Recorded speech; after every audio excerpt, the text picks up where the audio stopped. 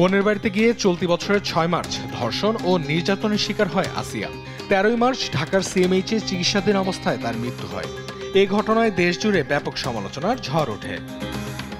সাক্ষ্য গ্রহণ ও শুনানি শেষে শনিবার এই মামলার রায় ঘোষণা করে মাগুরা জেলা নারী ও নির্যাতন দমন ট্রাইব্যুনালের বিচারক এম জাহিদ হাসান। রায়ে প্রধান আসামি হিটু শেখের ফাঁসির আদেশ দেয়া হয়। তিনি আসিয়ার বোনের শ্বশুর। হিটু শেখের 2 ছেলে ও স্ত্রীকে খালাস দেয়া হয়।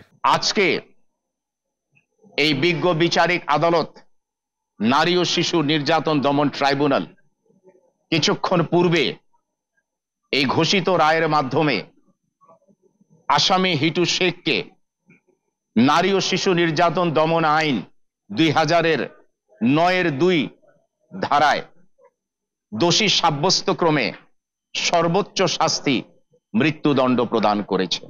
তবে রায় পর্যালোচনা করে পরে আপিল বিভাগে সিদ্ধান্ত নেওয়া হবে বলে জানান তিনি।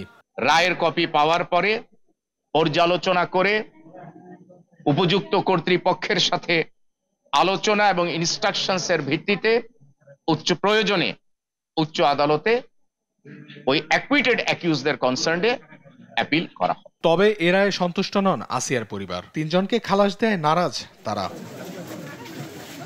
গত 15 মার্চ আদালতে স্বীকারোক্তিমূলক জবানবন্দি দেন মূল আসামি হিটু শেখ। 13 এপ্রিল 4 আসামির বিরুদ্ধে আদালতে চার্জশিট জমা দেন এ মামলার তদন্তকারী কর্মকর্তা।